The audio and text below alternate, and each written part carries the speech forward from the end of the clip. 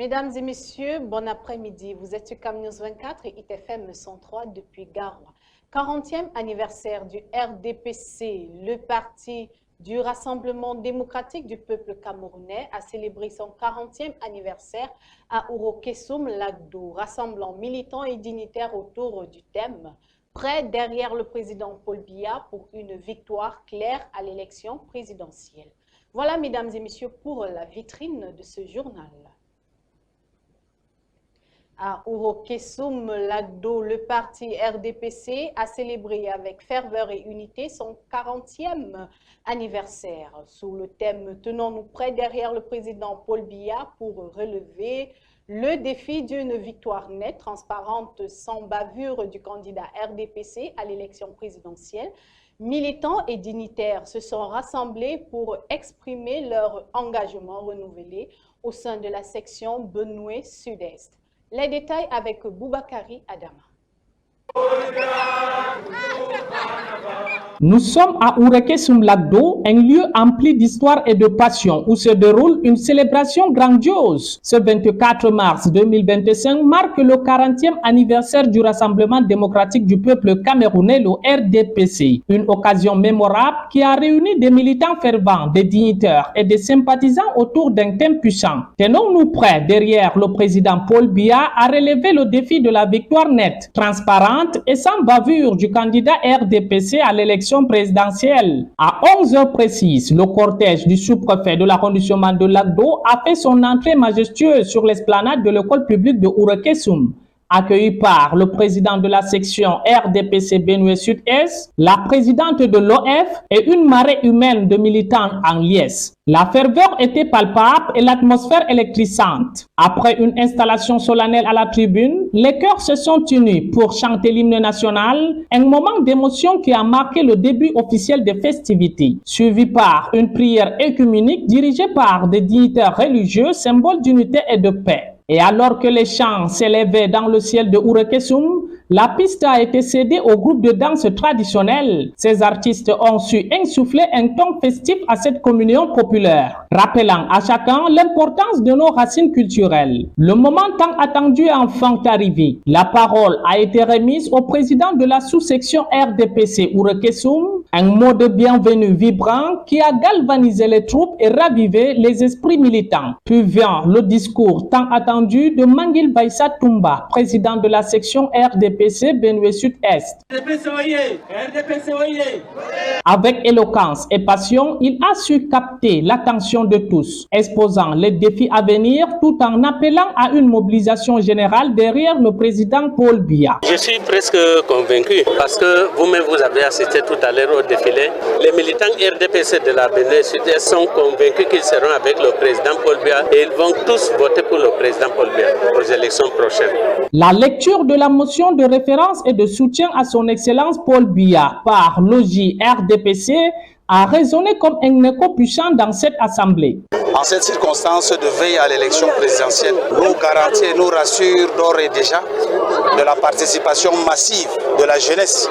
Mais je voudrais rappeler ici que lors des dernières réunions ou des derniers meetings que nous avons reçus, il y a eu un slogan qui a été réitéré par le secrétaire général, son Excellence Kouété, qui a dit que la femme est la force de frappe du RDPC pour l'élection présidentielle à venir. L'OFRDPC n'est pas passée en reste, elle s'engage résolument dans une sensibilisation massive aux inscriptions sur les listes électorales. Oui, j'ai un mot à dire à mes femmes. Il faut qu'elles sortent, elles toutes, elles viennent à l'ECAM, elles s'inscrivent. Parce qu'un bon militant, c'est celui qui a sa carte de l'ECAM. Donc, je demande aussi à mes enfants, OJ, d'être avec nous. Je demande à elle de sortir, nous tous, les 33 sous-sections, pardon. Ils doivent sortir avec leurs militants pour venir s'inscrire sur la liste électorale. La cérémonie s'est clôturée par une marche triomphale en soutien à son Excellence Paul Biya, président national du parti RDPC. Une démonstration éclatante d'unité et de détermination face aux défis futurs. Ensemble, main dans la main, la section Benoué Sud-Est avance vers un avenir radieux. Toujours dans la ville de Lac d'Eau, mais cette fois-ci en abordant les problématiques autour des délestages. Le barrage hydroélectrique censé fournir énergie et eau ne parvient plus à satisfaire les besoins croissants des populations.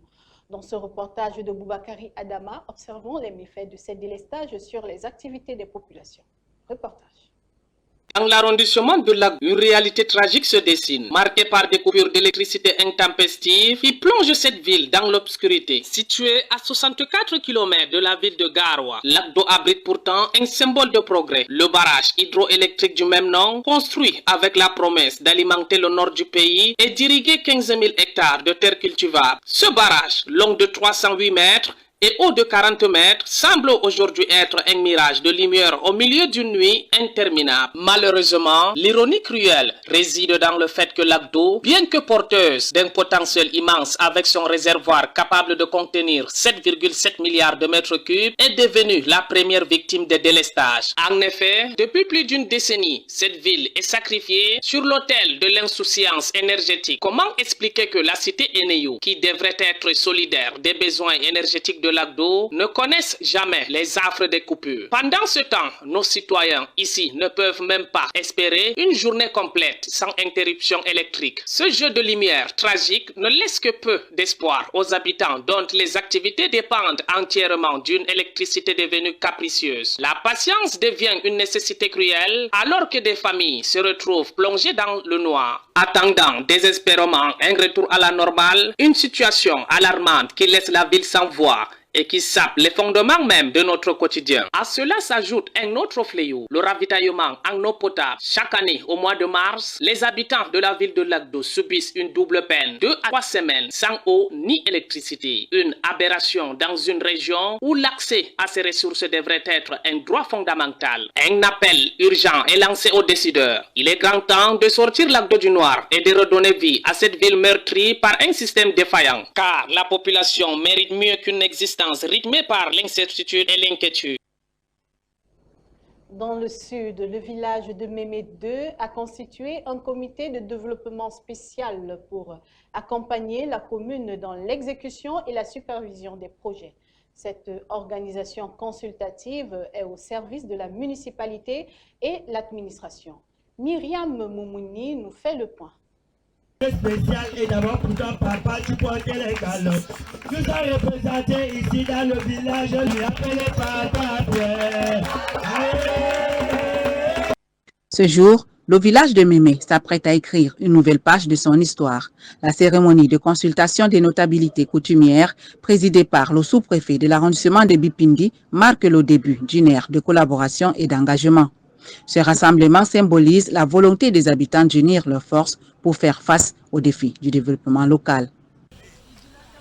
Permettez-moi de saluer la vision de son gouvernement qui ont jugé nécessaire de créer les comités villageois spécialisés pour compléter l'architecture organisationnelle des communes afin d'impulser par des actions concrètes le développement des écosystèmes villageois et des quartiers urbains.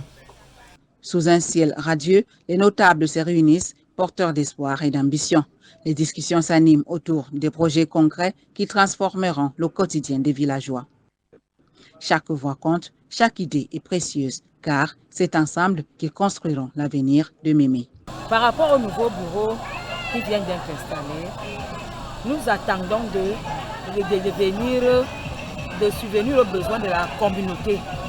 Et nous savons qu'ils sont à la hauteur de subvenir à ces besoins.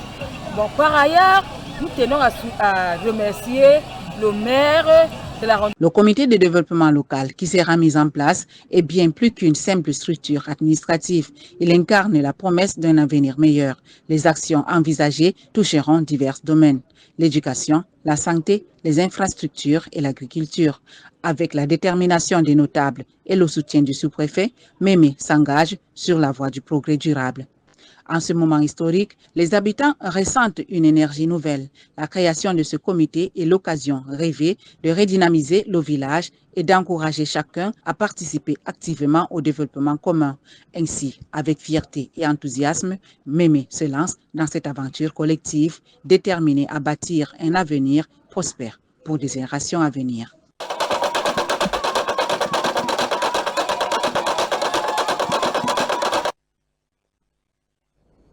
Du côté de Ngaoundéré, l'université prépare ses étudiants à l'autonomie et à l'auto-emploi afin de lutter contre le chômage criant des jeunes diplômés et de favoriser leur insertion socio-professionnelle.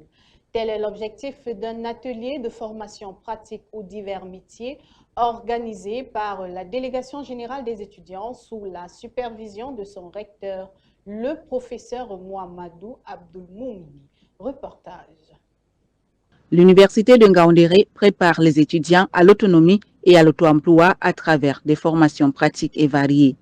Du 11 mars au 10 avril 2025, ces étudiants auront l'opportunité de se faire former dans le domaine de leur choix grâce à un atelier mis en place pour un mois par l'administration de l'université à travers la Délégation générale des étudiants. Une démarche qui vise à doter les étudiants des connaissances nécessaires, assurant ainsi leur autonomie tout en évitant les chômages après les études. La Délégation générale des étudiants prend l'initiative d'apporter des formations pour compléter la formation universitaire, je vais dire, des étudiants constitue une véritable opportunité que nous sommes tous appelés à saisir.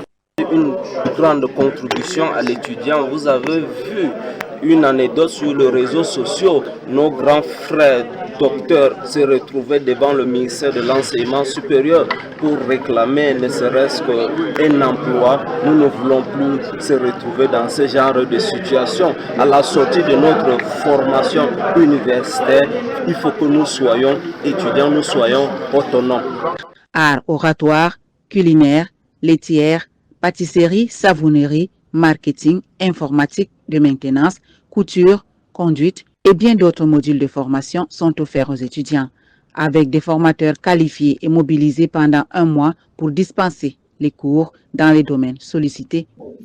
J'ai commencé par sonder leurs avis pour connaître leurs attentes, parce qu'on ne peut pas venir apporter une contribution à une personne peut-être pour un aspect qu'il connaît déjà.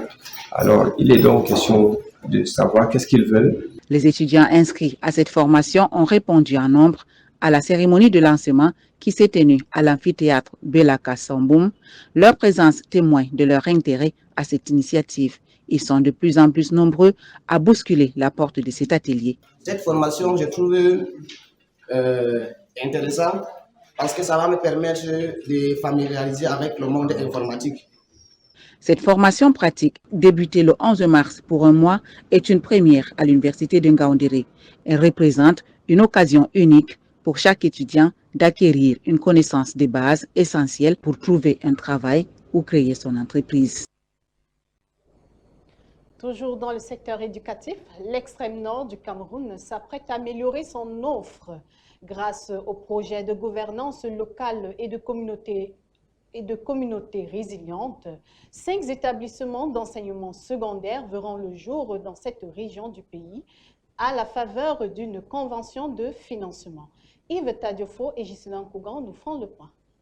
Un peuple bien éduqué est une richesse que l'on gagne. Cet adage sonne aux oreilles des populations de la région de l'extrême nord comme le sifflement du vent dans le désert. C'est qu'il n'est quasiment pas logique de parler d'éducation dans cette région et à plus forte raison de qualité de celle-ci. C'est dans cette veine que le projet gouvernance locale et communauté résiliente Prologue s'inscrit dans le but, justement, de contribuer à la réduction de ce déficit criade. Pour ce faire, une convention de financement a vu le jour le 19 mars 2025 entre le projet et les communautés résilientes de la région de l'extrême nord, représentées par le conseil régional sous le contrôle du ministère de la décentralisation et du développement local. Ce financement va servir à donner un léger coup de pouce à l'éducation dans cette zone à travers la création de 5 établissements d'enseignement secondaire qui seront remis clé en main aux autorités locales dans le cadre de la réalisation des projets de développement locaux dans le domaine de l'éducation. Cette initiative rend compte de l'intérêt manifesté par le Conseil régional de l'extrême nord, soucieux de l'avenir et de la formation éducative des citoyens de sa zone de compétence. En priorité, des projets mis en avant dont le financement est assuré par le Prologue à hauteur de 3 milliards de francs CFA. Pour sa première phase se trouve l'éducation que le Conseil régional régionale de l'Extrême Nord considère comme la clé de voûte de l'avenir, a indiqué le ministère de la décentralisation et développement local. Il faut rappeler que le prologue ne concerne pas seulement la région de l'Extrême Nord, mais 6 régions au total, l'Adamawa, le Nord, le Nord-Ouest, le Sud-Ouest et l'Est Cameroun. Il tire sa légitimité du décret du Premier ministre signé le 25 janvier 2024 pour une durée de 5 ans. Voilà, mesdames et messieurs, c'est la fin de ce journal. Merci de nous avoir suivis et surtout, restez en compagnie de nos programmes. À bientôt.